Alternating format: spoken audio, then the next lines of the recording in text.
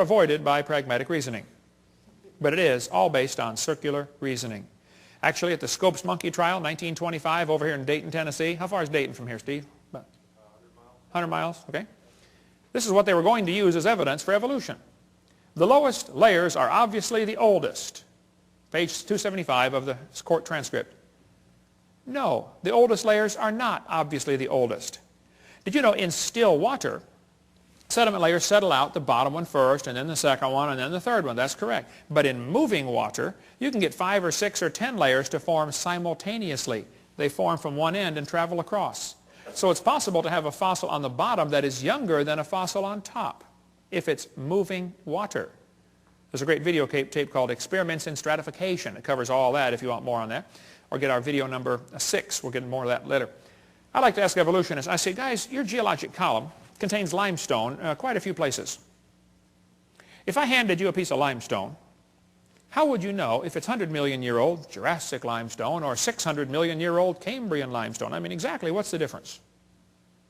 They'd say, well, the only way to tell the difference is by the index fossils. That's precisely my point. They date the layers by the fossils. This textbook shows the kids a trilobite. And it says, boys and girls, trilobites make good index fossils. If a trilobite is found in a rock layer, the rock layer probably formed 500 to 600 million years ago. I don't think so. Somebody found a human shoe print where the guy with a shoe on had stepped on and smashed a trilobite. They asked evolutionists all over, how on earth could a human step on a trilobite? If trilobites lived 500 million years ago and man didn't get here till, 3 million years ago and they didn't start wearing shoes till 10,000 years ago, how could a human step on a trilobite? One atheist said, well, it's obviously. Only answer would be that aliens visited the planet 500 million years ago. Oh, them aliens will do it every time. Another guy said, well, maybe there was a large trilobite shaped like a shoe that fell on a small one.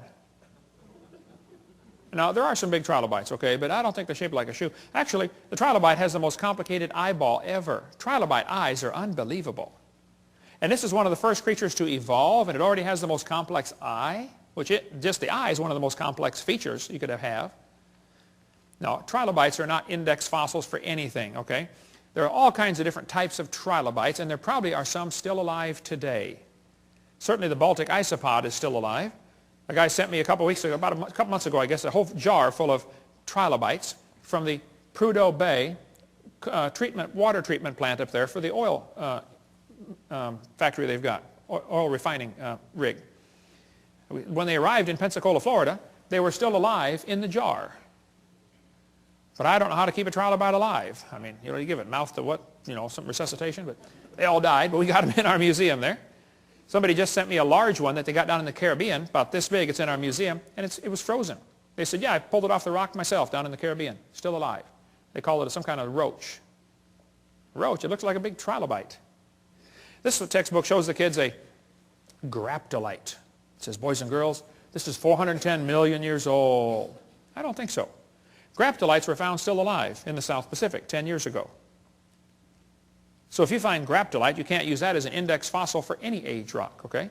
They tell the kids in school the lobe-finned fish is the index fossil for Devonian, 325 million years old. See that short leg, boys and girls? He's got a little bitty leg and then the fin. See, that proves he's evolving from a leg to a fin. No, that's a lie. The lobe-finned fish are still alive today. They're swimming around the Indian Ocean.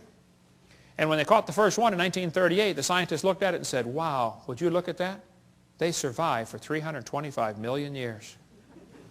It never dawned on them once to question the geologic column. That thought never crossed their brain. You don't question the geologic column. It is holy and sacred. You just have to say it survived for 325 million years. It's in the textbooks today. And they still say it's the index fossil for 325 million year old rock, even though they know they're swimming around the ocean. How can they be that dumb? This lady wrote a book about it, A Fish Caught in Time. She says, boys and girls, this is our own great uncle, 40 million times removed. She does look a little fishy, kind of around the gills there. Okay.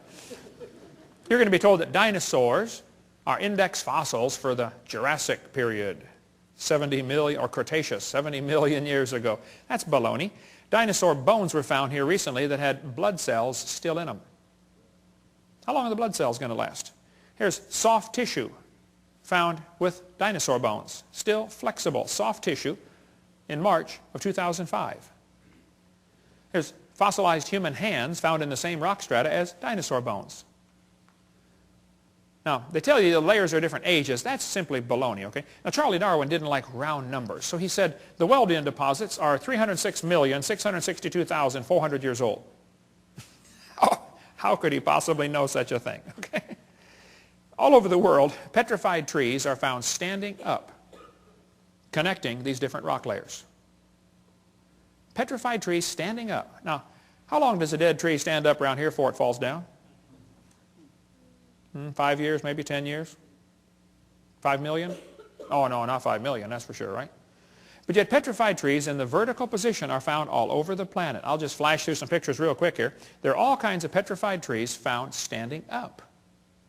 And they're running through multiple layers, and the kids are being taught the layers are different ages, and yet here's one tree connecting them all. I'm having a hard time believing these layers are different ages. That's what I'm having. Central Alabama's got a large coal mine with a whole bunch of petrified trees standing up running through 2 seams of coal, the Blue Creek and the Mary Lee. Now they're going to tell you in school, for coal to form, a forest has to grow, and then it all falls over and turns into a swamp, and then it gets buried, and then new mud washes in on top, and the coal slowly forms from the forest that was buried. And then thousands of years later, another forest grows on top, and a whole new layer of coal formed. So if you find 2 layers of coal, oh, that took thousands of years. That's what they'll tell you in school. That's simply baloney. We'll cover more on coal formation on video 6, but if you look at the samples of trees found in this coal mine, you look at sample A, B, C, D, E, F, G, I mean, any freshman law student could tell you, hey folks, I think I can prove these 2 coal formations formed at the same time, very quickly. Within a few weeks or months of each other, that's for sure. Probably during the flood in the days of Noah. We'll cover more on that on video 6. In Cookeville, Tennessee, how far is Cookeville from here? 100 miles? What's that? 150 miles. In Cookeville, Tennessee, there's a coal mine with petrified trees standing, running. Here's coal at the bottom. The tree is coalified at the bottom, petrified in the middle, and coalified on top, where it went through a second coal seam. Same tree. By the way, why are coal seams generally found on top of layers of rock or clay? Wouldn't be a pretty poor place to grow a forest? Ought to be on top of soil, don't you think? Yeah. Polystrate fossils are found all over the world. In Joggins, Nova Scotia, there are dozens of petrified trees standing up, connecting different rock layers. Scientists go up there and look at them and just say, wow, that's curious. No, it's more than curious. It's devastating to your teaching that the layers are different ages. There's a brochure you can get from our bookstore. It's $2. It's got 30-some color pictures of petrified trees in the vertical position.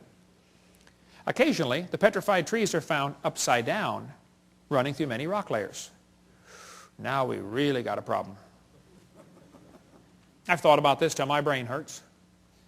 The evolutionists have 2 ways to solve this. They can say, well, Hovind, you know, the trees stood upright for millions of years while the layers formed around them. Or the trees grew through hundreds of feet of solid rock looking for sunlight. There's a third way to look at it. You know, maybe they were all buried in a big flood. How fast was that calf going?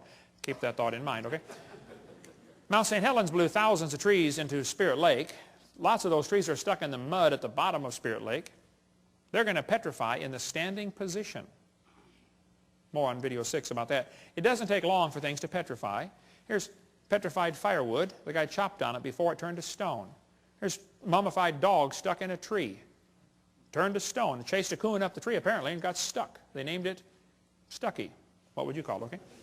Here's petrified cowboy boot with the cowboy's legs still in it. The boot was made in 1950 and the leg is turned to stone. Here's petrified fish giving birth.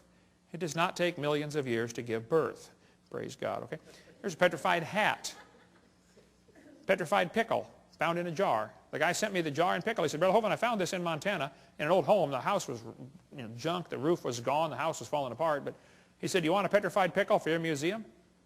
I said, of course. Who in their right mind would not want a petrified pickle, you know? Come on down to Pensacola, Dinosaur Adventureland, and see the petrified pickle. Here's petrified sacks of flour found in a flour mill that flooded in 1910 in Eureka Springs, Arkansas. Here's petrified toadstool There's an amazing gem and mineral museum just south of Bloomington, Illinois, in a little bitty tiny town called Shirley.